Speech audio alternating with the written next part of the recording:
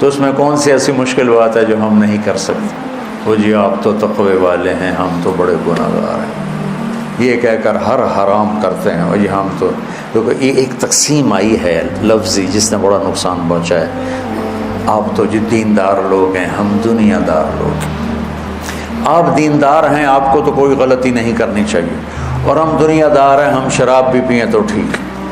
آپ تو داڑھی والے ہیں، آپ کی تو نظر بھی کسی طرف نہیں جانی چاہیے، اور ہم دنیا دار ہیں، ہم ساری رات زنا کریں تو کوئی بات نہیں کہ ہم دنیا دار ہیں۔ آپ دیندار ہیں، آپ کو دکان پہ غلط نہیں تولنا چاہیے، ہم دنیا دار ہیں، ہم ملاوٹ کریں، کھوٹ کریں، غلط تولیں، ہیرا پھیری کریں۔ بھائیو، ہر آدمی دنیا دار ہے، ہر آدمی دیندار، جو اس دنیا میں رہتا ہے وہ دنیا دار ہے، جو مسلمان ہے وہ دیندار ہے۔ ہم دیندار ہیں، اس نے ہمارے اندر تکبر پیدا کر دیا، ہم دنیا دار ہیں، اس نے ان کے اندر گناہوں کی کثرت پیدا کر دی۔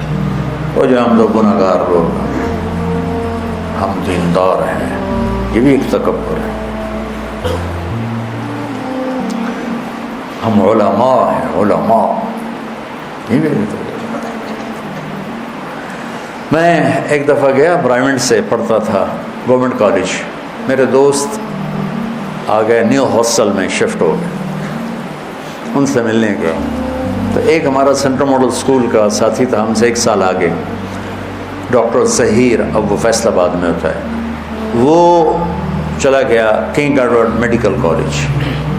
تو شام کو ہم نیو ہاسٹل میں سارے اکٹھے، میں ریونڈ سے درویش سر، وہ سارے بڑے بابو صاحبو بنے ہوئے، تو وہ ظہیر میرے سامنے بیٹھا تھا اور میں یہاں بیٹھا تھا، اور نیو ہاسٹل کی کینٹین باہر ٹیبل لگے ہوئے تھے، صحن میں اس میں ہم کچھ سنیکس وغیرہ کھا رہے تھے۔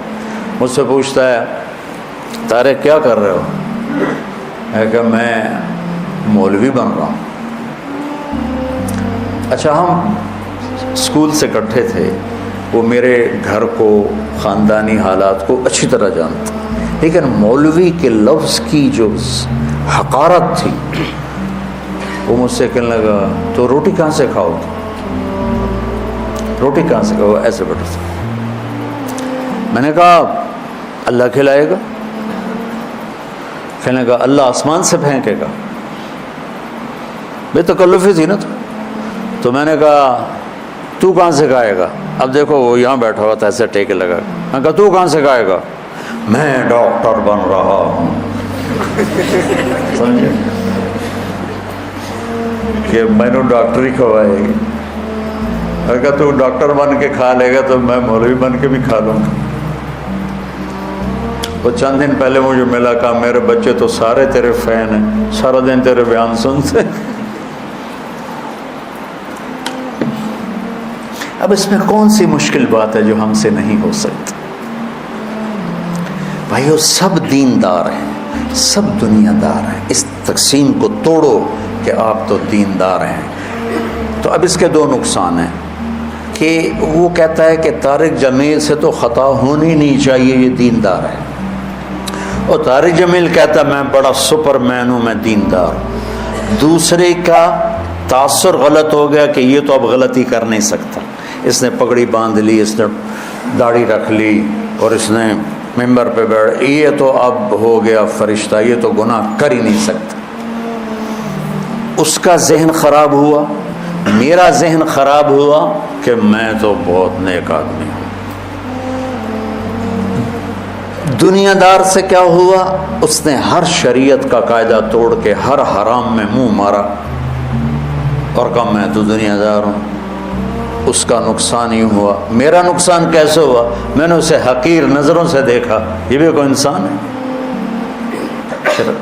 جوئے کھیلتا ہے، شرابیں پیتا ہے۔ تو بھائیو، ہر انسان مسلمان دنیا دار ہے، ہر مسلمان دیندار ہے۔ تو یہ ہدایت کی کتاب ہے، لیکن کس کے لیے؟ جو تقوی اختیار کرے۔ تقوی اختیار کرنے کے لیے کوئی جنگلوں میں نہیں جانا پڑتا، یہ چند باتیں کر لو تو تقوی آ جائے گا۔ دیکھو، ابو علی رحمۃ اللہ علیہ 6 صدی کے ایک عالم ہیں بغداد میں، وہ درس قرآن انہوں نے شروع کیا، سورہ بقرہ سے شروع کیا، 26 برس گزر گئے، سورہ بقرہ ختم نہیں ہوئی اور وہ مر گئے۔ اب میں 1 گھنٹے میں سورۃ بقرہ تو ان کی تو سنا، میں تو چند آیات ہی بتا سکتا۔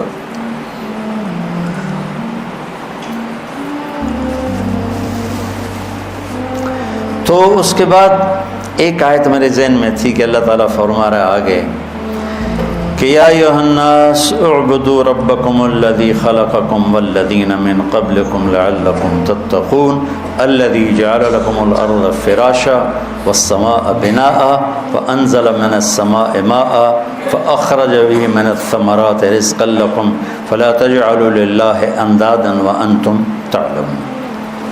پہلے اللہ اپنا تعارف لے کے آ رہا ہے، سورۃ فاتحہ میں لے کے آ رہا ہے اللہ کو سب سے زیادہ پسند اپنی تعریف ہے۔ اللہ کو دعوت دینے والا کیوں پسند ہے؟ اس کی تعریف کر رہا ہے۔ چاہے تبلیغ والے سادہ اللہ خالق، اللہ مالک، اللہ رازق، اللہ خوش ہوتا، زمین چھوٹی آسمان بڑا، انتہائی احمقانہ بات پر اللہ بہت خوش ہوتا ہے کہ میری تعریف ہو رہی۔ المخلوق کی خالق کے ساتھ کوئی نسبت نہیں ہوتی کہ وہ دکان چھوٹی اور اللہ بڑا، زمین چھوٹی، زمین تشائی کوئی نہیں، آسمان چھوٹے اور اللہ بڑے۔ لیکن میں کہتا ہوں اللہ اس میں بھی خوش ہوتا ہوں، اللہ کو اپنی تعریف پسند ہے تو قرآن شروع کیا الحمد سے، سب تعریف۔ ایک ہوتی مدح، ایک ہوتی حمد۔ مدح ہے خوشامد اور مدح ہے کسی عوض میں، خوشامد کو بھی مدح کہتے ہیں اور کسی احسان کے بدلے میں تعریف کرنے کو مدح کہتے ہیں۔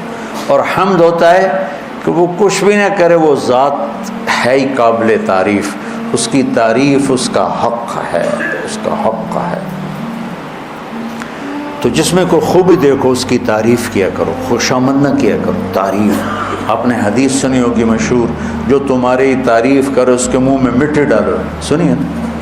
تعریف مراد نہیں ہے، خوشامد مراد۔ تو خوشامد آدمی کو تباہ کر دیتی اور اس کی حوصلہ افزائی نہ کرنا بھی اس کو توڑ کے رکھ دیتا۔ اس لیے میرے نبی نے خود اپنے صحابہ کی تعریف کی۔ تو خوشامد ہمارے دینی حلقوں میں بھی ہے، تھوڑا سا کوئی دنیا کے لحاظ سے بڑا ہو جائے اس کی خوشامد، کوئی دین کے لحاظ سے بڑا ہو جائے اس کی خوشامد۔ ہمیں بڑے شیخ سے ملنے کی، ہمارے بڑے مشائخ میں سے، اس کے چشتی سلسلے کے، تو وہ تشریف فرما تھے، ہماری جماعت گئی، ان کے مریدین بیٹھے تھے کہ میں آپ کو دیکھو آنکھوں دیکھا بتا رہا ہوں، سنا ہوا نہیں بتا رہا ہوں۔ تو پیر صاحب کچھ بولنے لگے تو انہوں نے کہا ہوتا بعض اوقات آدمی بات کرنے سے پہلے جیسے یہ گانے والے وہ راگ لاپتے ہیں تاکہ اس راگ پہ گانے کو لا سکے، تھوڑی تھوڑی میرے اس زمانے پرانے کی یادیں الو کی پٹھی آ جاتی ہیں۔ وہ فرمانے لگے اب انہوں نے اتنا ہی کیا تھا تو مریدین کہنے لگے سبحان اللہ۔ میں نے اتنی مشکل سے اپنی ہنسی کو روکا، وہ کرما لے کو پیر نو بولن تو دیو خالی سبحان اللہ۔ یہ ہیں وہ پیر مرید جو پیروں کے بیڑے غرق کر دیتے۔ ہماری کوئی دنیا میں بڑا بن جائے، افسر بن جائے، بڑا ذمہ دار ہو، بڑا تاجر ہو، بس اس کو اتنا مکھن لگاتے ہیں کہ وہ بے وقوف سمجھتا ہے میرے تو بڑا افلاطون دنیا اس کو ہی دی۔ اور جو کوئی دین میں بڑا ہو جائے تو اس کو اتنا مکھن لگاتے ہیں وہ سمجھتا ہے آج کا جنید بغدادی میں ہی ہوں۔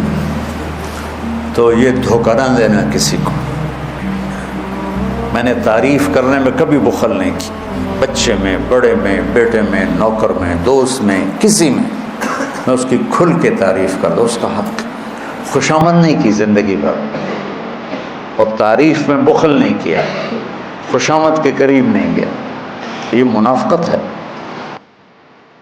ہمارے دوست سے کہنے لگا، ایک وزیر سے میں ملنے گیا، کہنے لگا اس کو میں نے گلا کیا تیرے کام دیکھ کیسے ہو رہے ہیں، سارا کام گڑبڑ ہو رہا ہے، تو میں تمہیں اپنے مشیر بتاؤں کیسے ہے میرے مشیر، تم دیکھنا جب ایسے میرے مشیر ہوں گے تو میں خواب کام کروں گا، کیا دیکھنا۔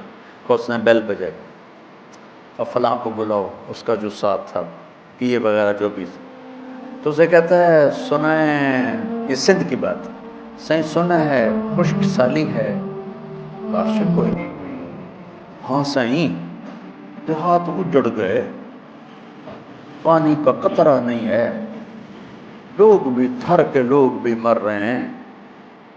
جی آپ نے سائیں سچ کہا ہے۔ شیلے پہل پہ گئے دوسرے کو بلاؤ، سائیں سنا ہے بڑی بارشیں ہوئی ہیں، ہاں سائیں طوفان آئے پڑے، جانور چ بہ گئے، گھر بہ گئے سائیں، دیہات تباہ ہو گئے سائیں۔ میں کہ یہ میرے مشیر ہے، میں کیا حکومت چلا۔ دیکھو شامت حرام ہے اور تعریف نہ کرنا بخل ہے۔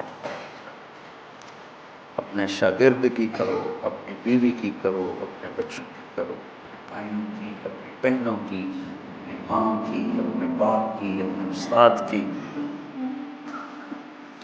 تو اس میں حوصلہ پیدا ہوگا اور آپ کا ظرف بڑا ہوگا۔ چونکہ جب آدمی خوشامد سنتا ہے نا، پھر وہ اپنے سامنے کسی کی تعریف بھی نہیں سنتا، کہتا بس تسی میرے واسطے ہی بولی رکھو۔